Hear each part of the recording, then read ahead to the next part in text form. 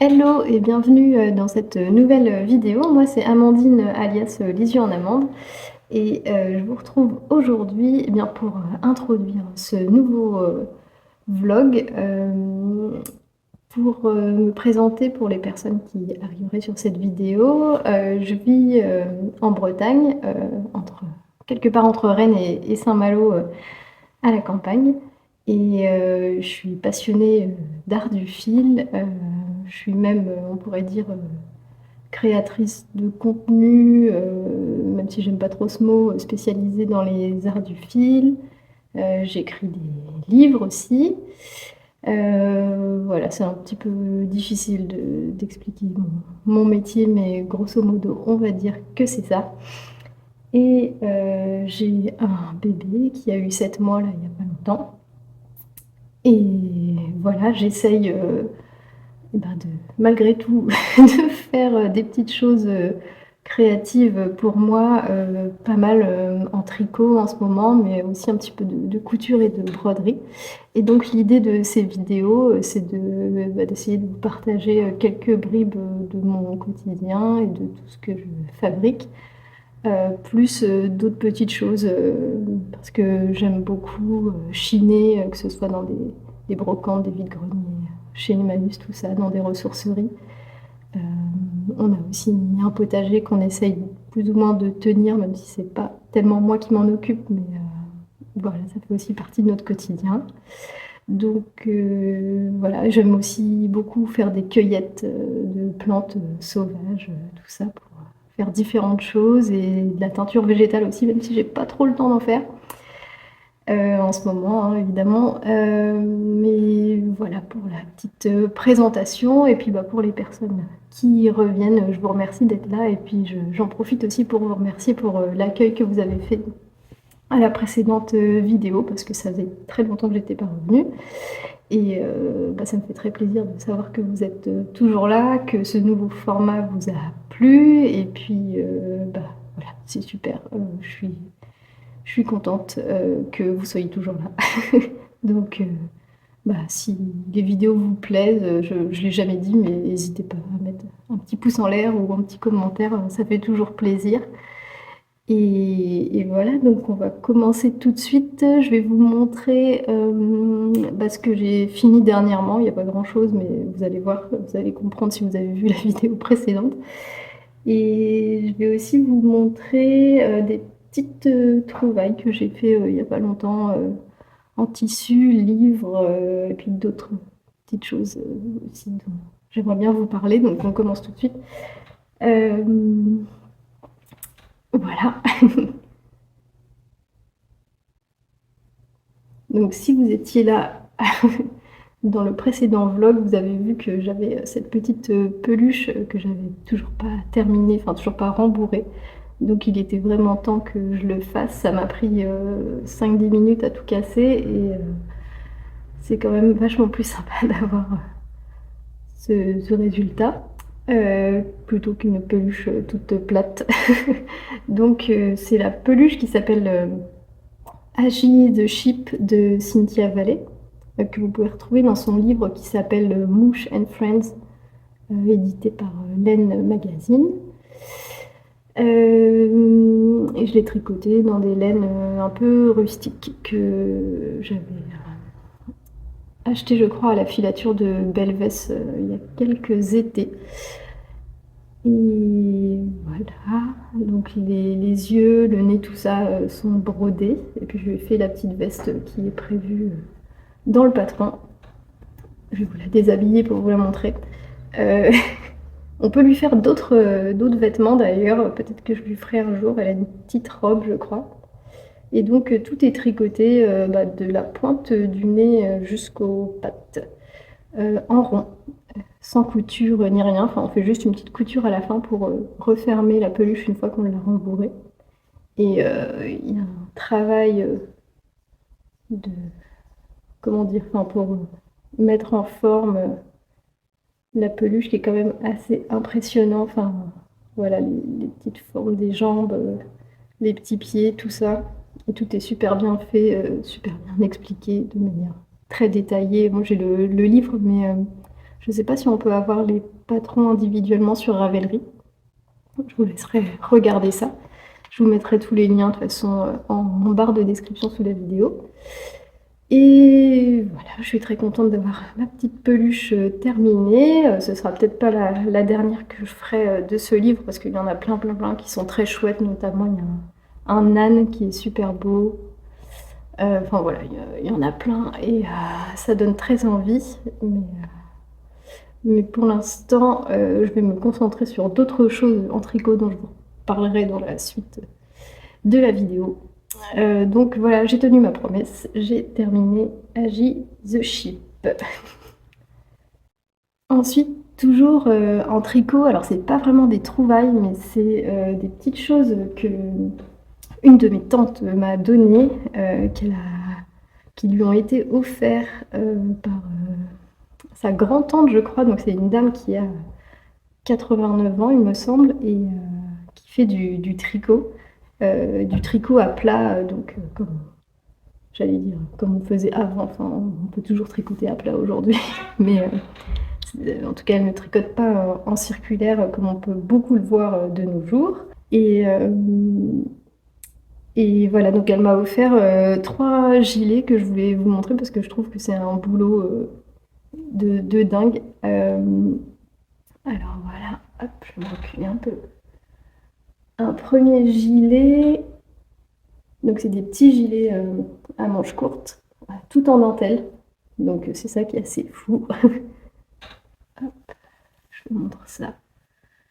En gros plan, tout en dentelle et en pièces qui ont été donc cousues après à la main. Donc les emmanchures, les côtés, tout ça.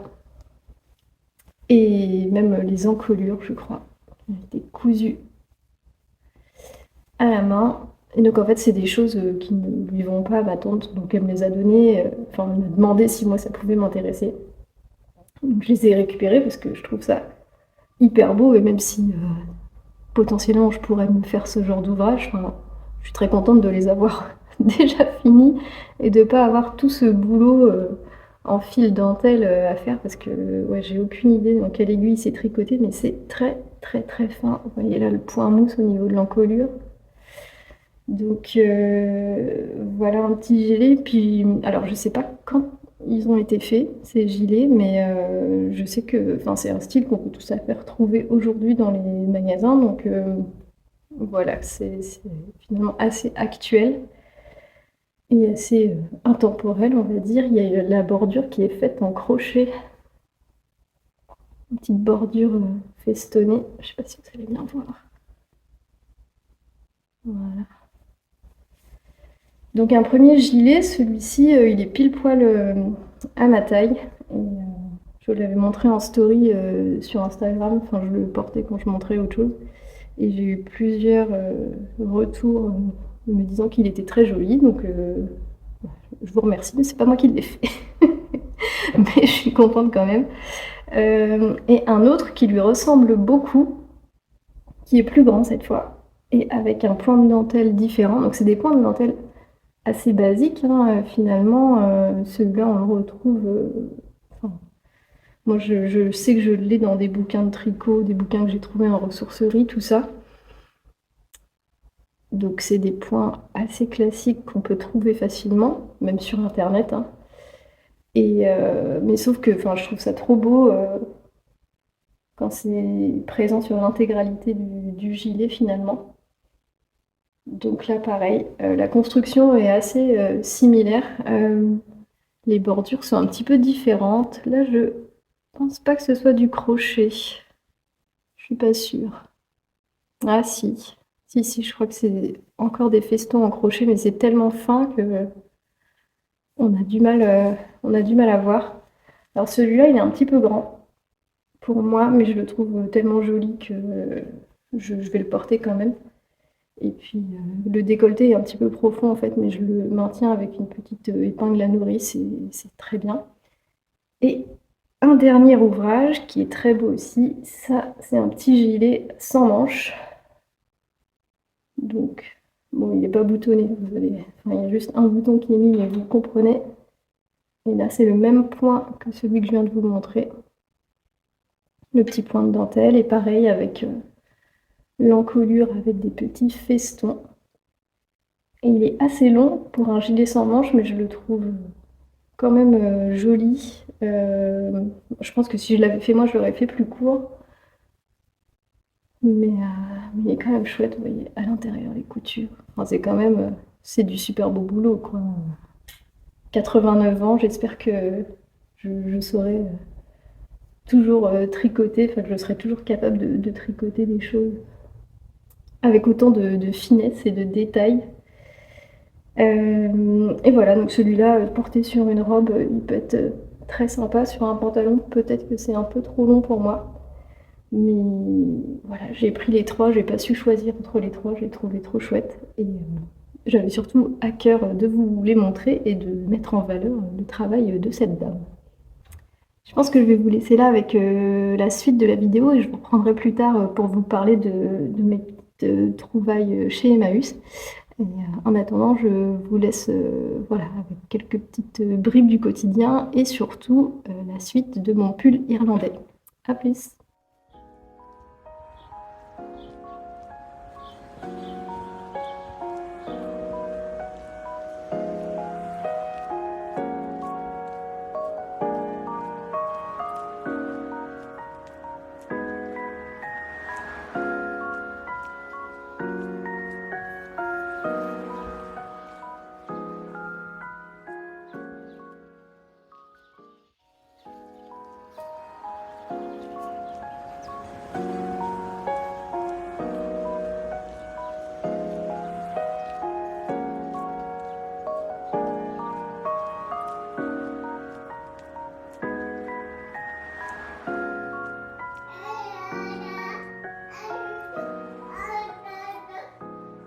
Hello, je vous montre ce que donne mon pull irlandais et quelles ont été les dernières avancées.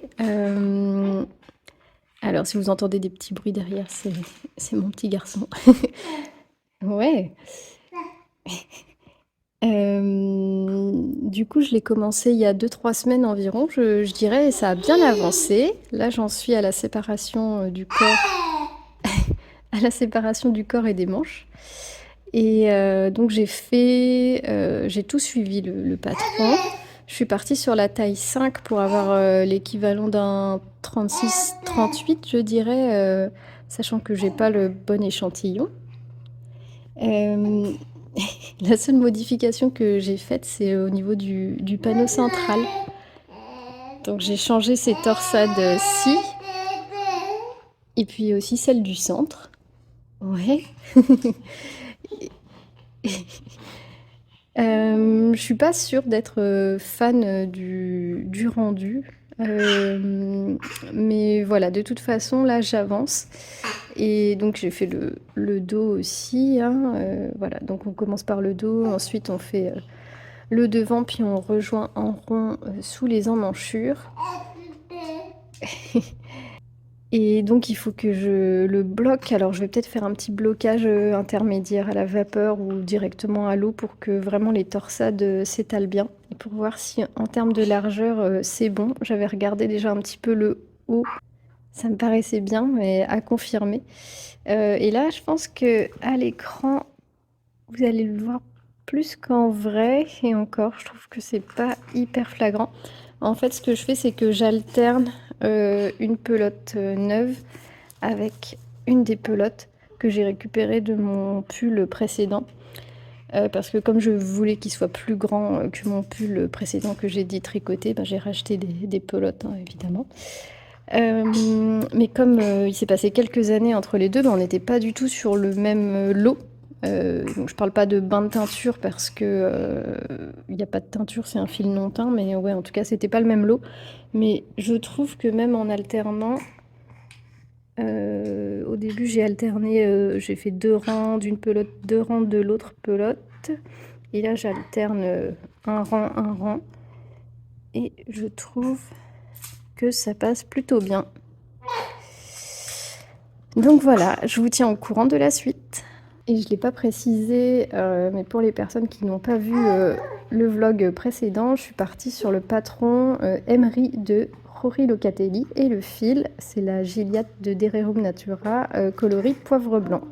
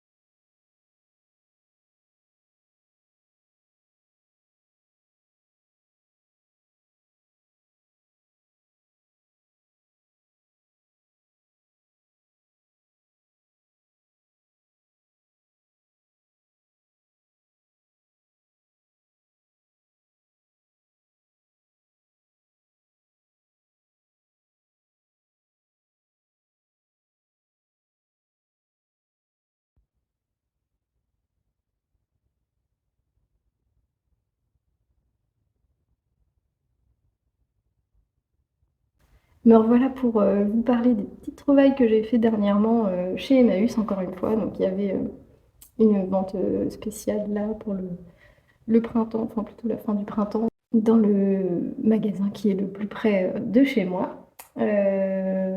Donc j'ai pas pu m'empêcher d'aller faire un tour dans le rayon linge de lit, loisirs créatifs, etc. Et j'ai trouvé plein de choses que je vais vous montrer rapidement. J'ai pas trop d'idées de ce que je vais faire de tous ces tissus, mais enfin, d'ailleurs ce sont des draps, essentiellement des draps, des housses de traversin ou d'oreiller, tout ça. Et j'ai pas d'idée précise de ce que je vais en faire, mais encore une fois, je n'ai pas pu résister.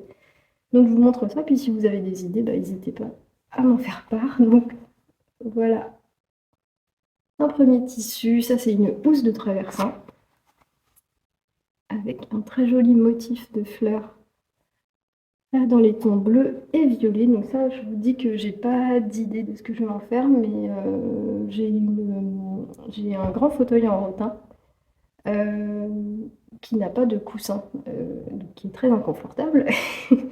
Et j'aimerais beaucoup lui faire un très gros coussin, vous voyez, un petit peu matelassé,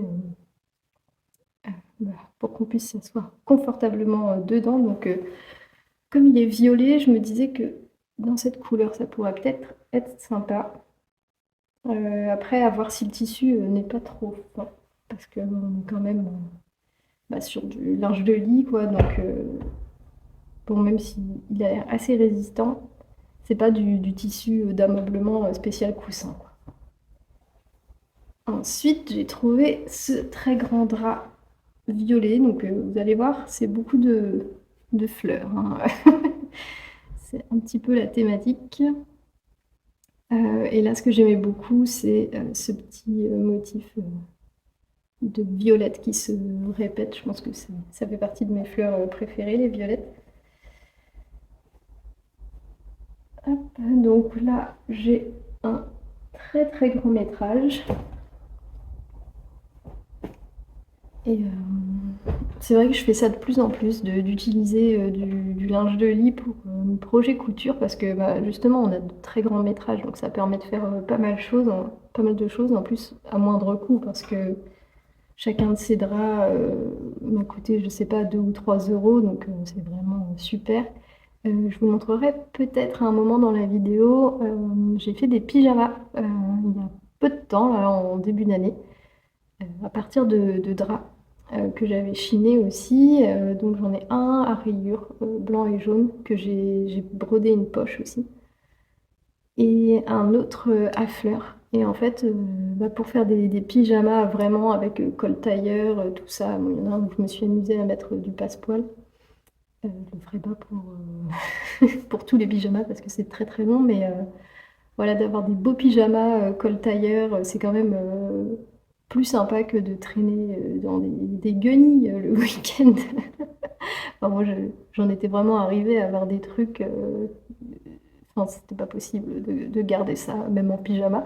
Donc, je suis bien contente d'avoir de beaux pyjamas maintenant. Et je serais pas contre m'en faire d'autres, peut-être en version été, donc manches courtes et avec un short en bas. Donc à voir, il y a peut-être certains de ces draps qui vont servir à ça. Et sinon, pour faire des grandes, longues robes pour l'été, ça peut être pas mal aussi. Et sinon, dans des petits projets déco pour la maison, des coussins, des petites choses voilà, pour la chambre de mon bébé. Je sais que j'ai différents projets en tête. Donc là, je n'utiliserai pas forcément les tissus que je vais vous montrer là, mais en tout cas, je sais qu'avoir une petite base de tissus comme ça à la maison dans lesquels je peux piocher pour faire des projets, c'est quand même chouette. Du patchwork aussi, on peut imaginer du patchwork. Je pense que c'est des tissus qui... Alors c'est peut-être un peu fin pour du patchwork, mais dans la mesure où c'est que des tissus en coton, voilà, qui sont pas extensibles ou quoi, ça peut être pas mal aussi. Donc voilà, je vous montre le suivant que j'aime beaucoup. Donc là, on est sur un motif très 70s, avec encore une fois des fleurs. Celui-là, franchement, je l'imagine bien en robe. Alors, faut assumer, hein. Mais en robe longue, il y a un modèle de Fiber Mood. Ah, je me demande si c'est pas la robe Judy, quelque chose comme ça. Une robe très très longue avec des manches un peu bouffantes. Ça me tend très bien. Ensuite, un autre drap. Là, on est sur un motif un peu plus Bridgerton. J'ai pas regardé cette série, mais tout le monde en parle, alors on peut pas s'empêcher d'être contaminé, je ne sais pas.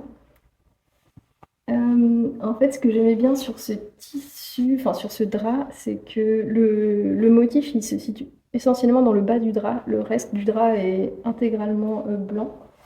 Mais dans le bas du drap, on a cette jolie broderie anglaise. Donc je me dis que pour faire un petit chemisier, en plaçant bien les différentes pièces, on pourrait avoir le motif de fleurs sur le haut du corps et puis le bas du chemisier en broderie anglaise, ça pourrait être très sympa. Et avec tout le reste de drap blanc que j'ai, ça pourrait faire aussi une chemise blanche toute simple que je n'ai pas trop dans mon dressing, non, j'en ai pas. Et c'est vrai que ça manque un peu. Et là, le tissu est vraiment de belle qualité. Et c'est du coton, voilà, une sorte de popeline de coton, donc ça pourrait être très chouette pour réaliser une chemise.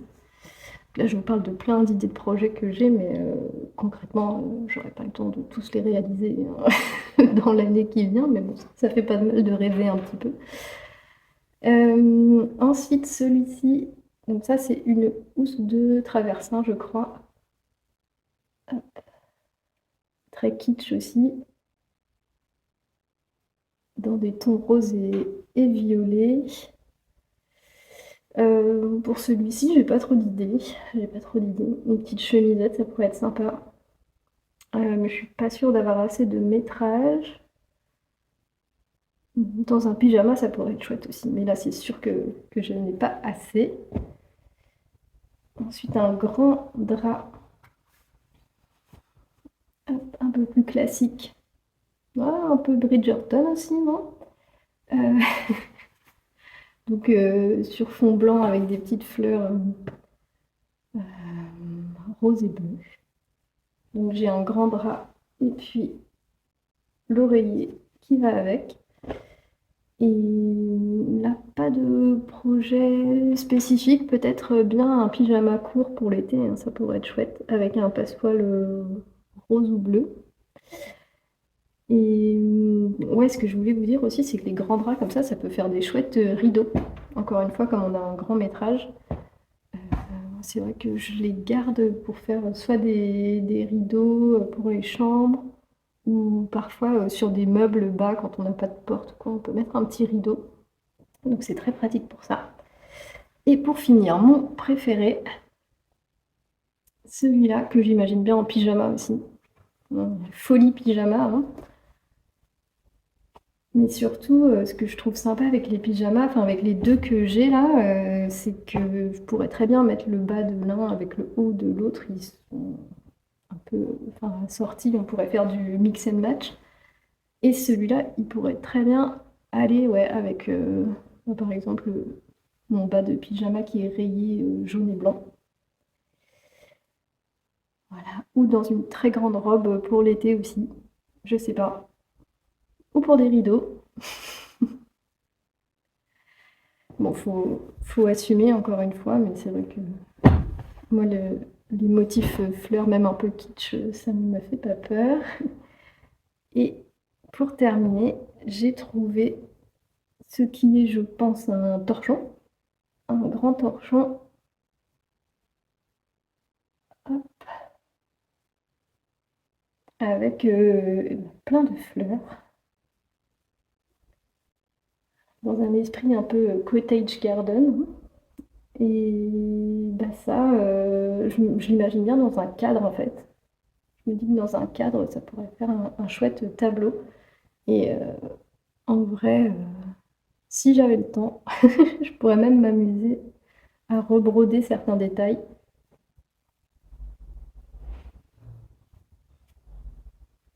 Voilà.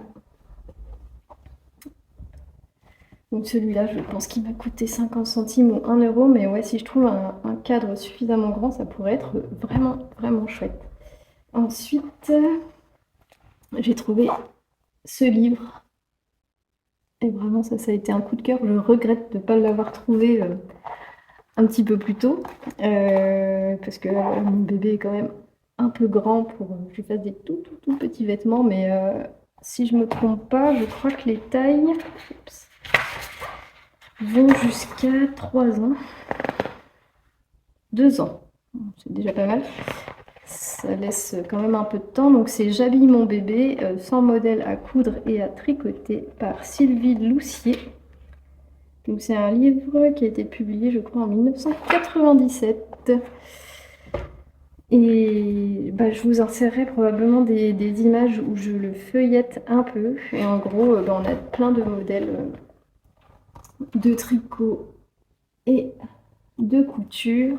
Donc le tricot, c'est du tricot par pièce, mais je me dis que ça peut peut-être s'adapter assez facilement. Et voilà, donc pour toutes les occasions, de la maternité à plus tard. Et il y a vraiment plein de modèles super sympas et assez originaux. Donc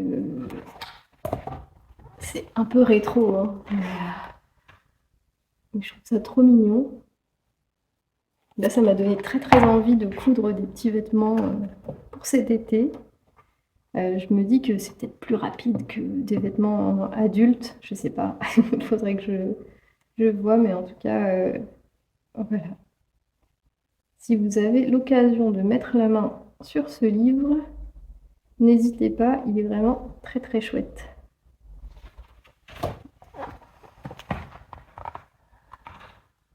La petite grenouillère là, avec les liens à nouer.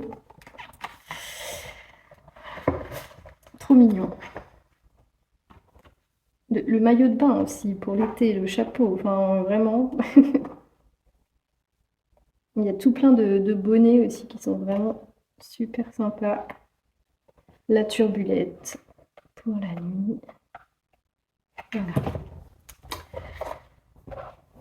Ensuite, j'ai trouvé un autre livre en anglais, Japanese Art and Design. Ça, c'est plus pour l'inspiration sur voilà, l'art et le design à la japonaise. Et, ça couvre un petit peu tous les domaines, de la poterie aux arts textiles, en passant par ouais, le travail du métal aussi, les vases. Hop, des très beaux vases japonais. Ouais, vous avez les kimonos.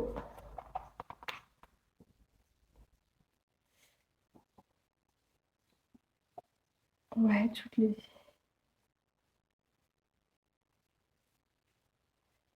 Ouais, le travail du bois, de marqueterie aussi. Encore de la poterie, de la vannerie.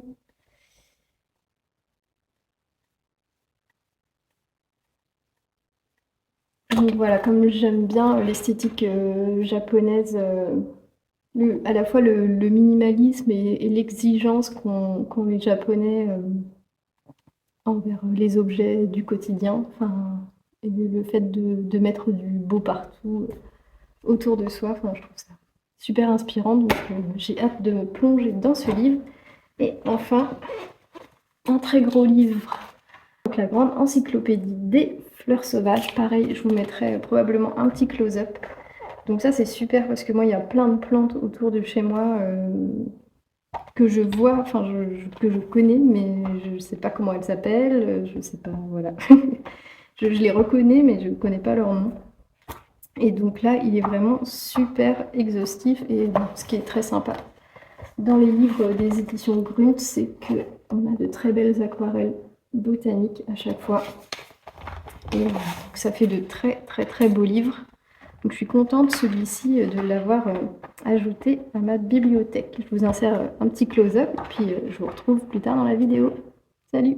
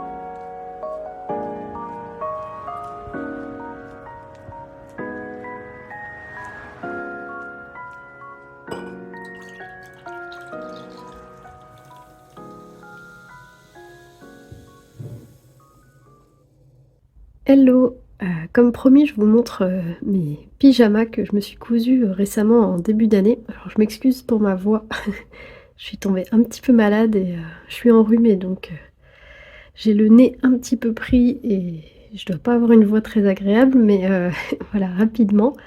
En fait, je me suis servie de 2 patrons pour coudre ces pyjamas.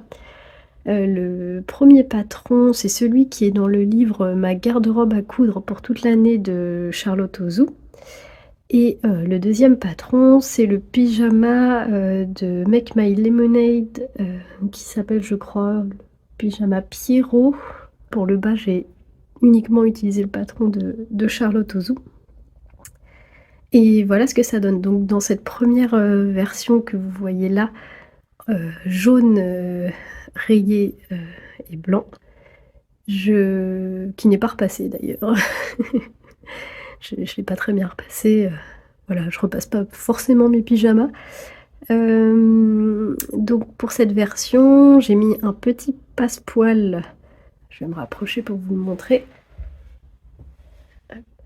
Un petit passepoil vert et j'ai réalisé une poche brodée aussi avec un motif de Mini Labo.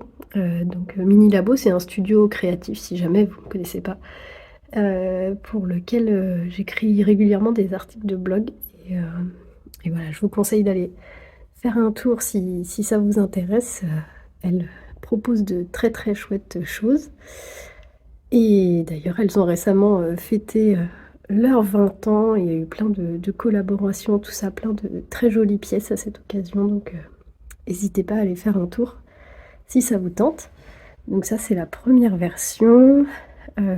Voilà, donc passepoilé sur tout le col tailleur, sur le bas des manches et aussi au bas du pantalon de pyjama. Est-ce que je peux vous montrer l'intérieur?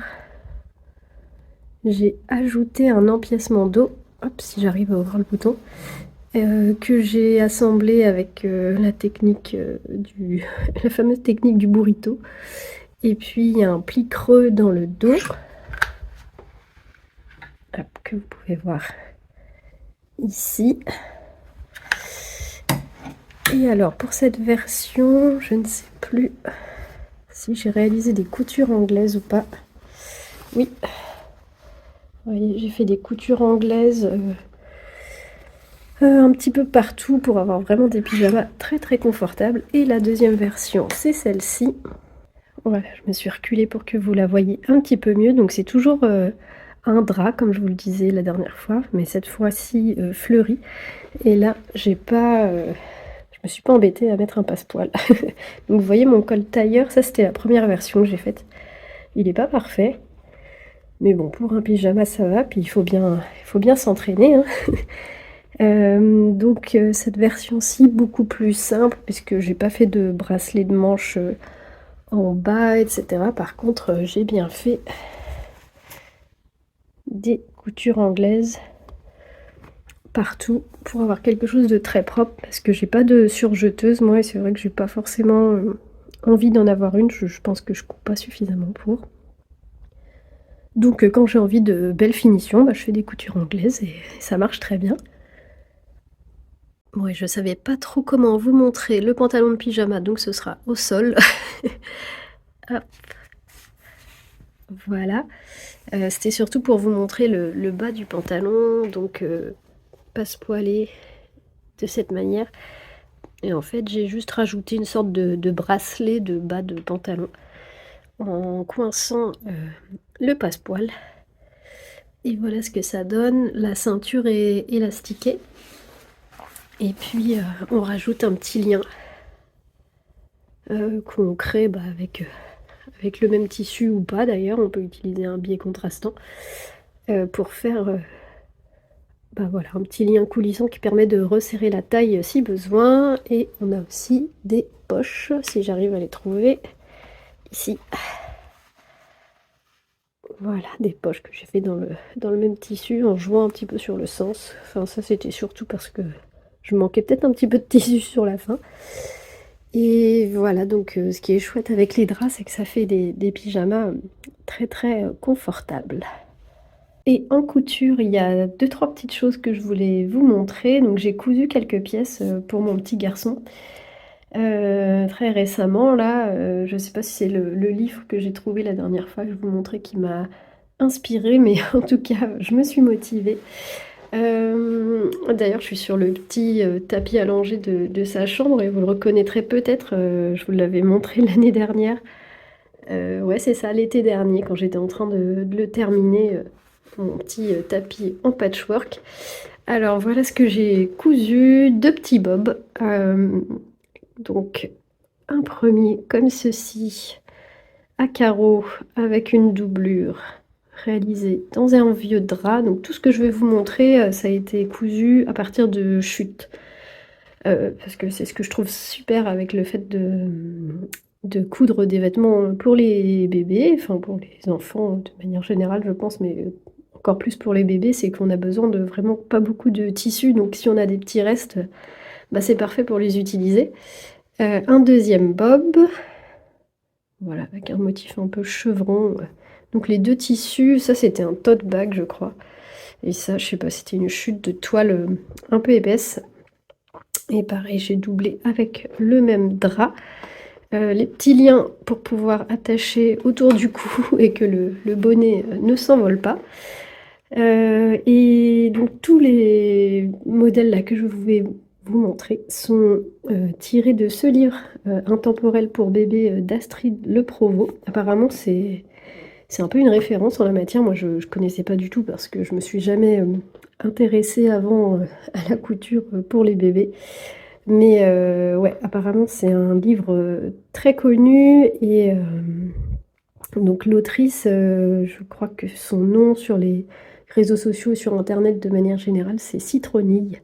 Donc elle fait des patrons comme ça, d'aspect un petit peu vintage. Hop, est-ce que je peux vous montrer quelques petites choses? Voilà, ce genre de choses, la petite tunique. Il y a des doudous aussi.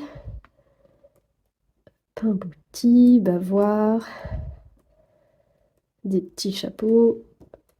Ouais, tout un tas de petits chaussons aussi. Bon, moi ça m'intéresse pas forcément. La barboteuse que je vais vous montrer là tout de suite. Hop, des petits pantalons. Je me suis mis des petits marque-pages. Voilà, plein de choses très très mignonnes. Donc ça c'est mon ancienne patronne qui me l'a prêté. Merci Jennifer.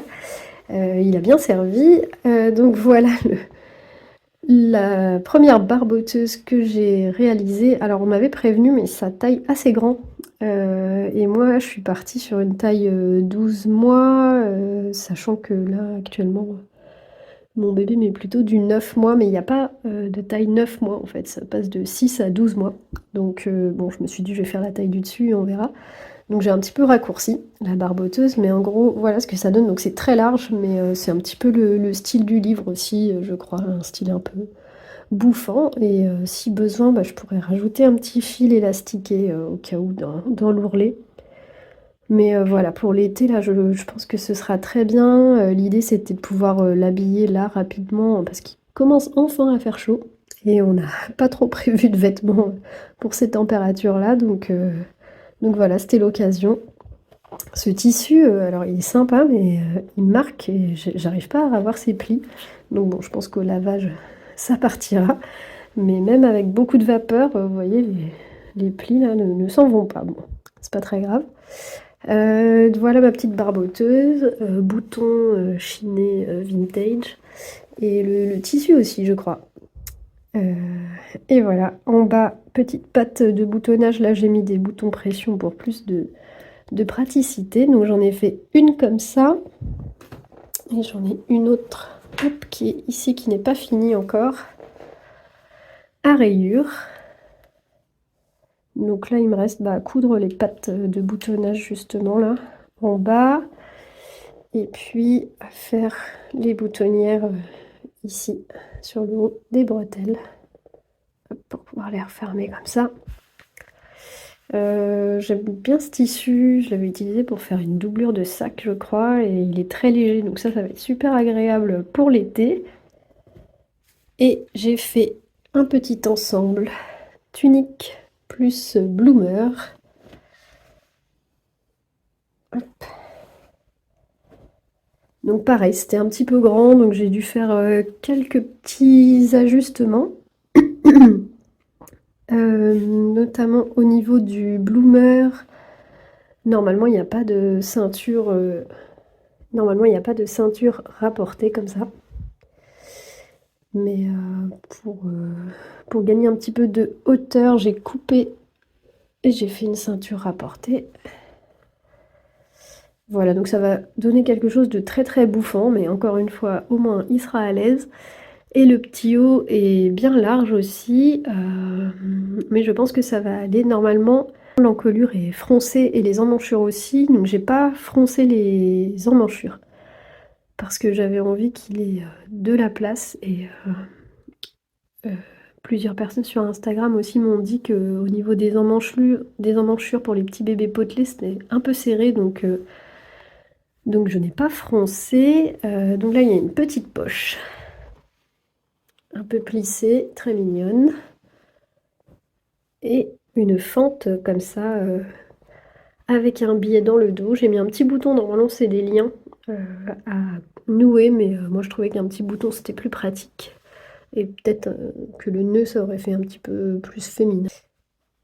Et ensuite, l'encolure et les emmanchures sont finis au billet. Donc ce que j'ai fait, c'est que j'ai d'abord assemblé le billet une première fois à la machine, et puis ensuite à l'intérieur, je l'ai cousu à la main.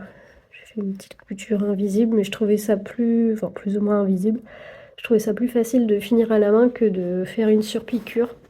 J'ai fait ça là pour le dos, et voilà, j'avais pas envie de m'embêter, donc j'ai fini ça à la main. En plus, ça permettait de ne pas faire de bruit pendant la sieste de bébé. Donc voilà pour mes petites coutures spéciales bébé. Ça m'a pris à peu près une semaine pour faire tout ça, vu que j'ai quand même moins de temps de couture qu'avant.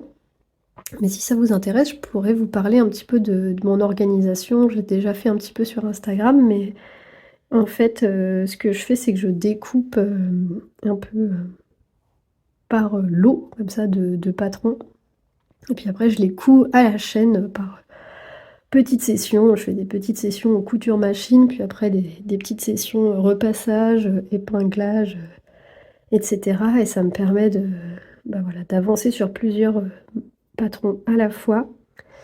Alors parfois on peut avoir l'impression justement de ne pas trop avancer parce qu'on n'y va que petite étape par petite étape.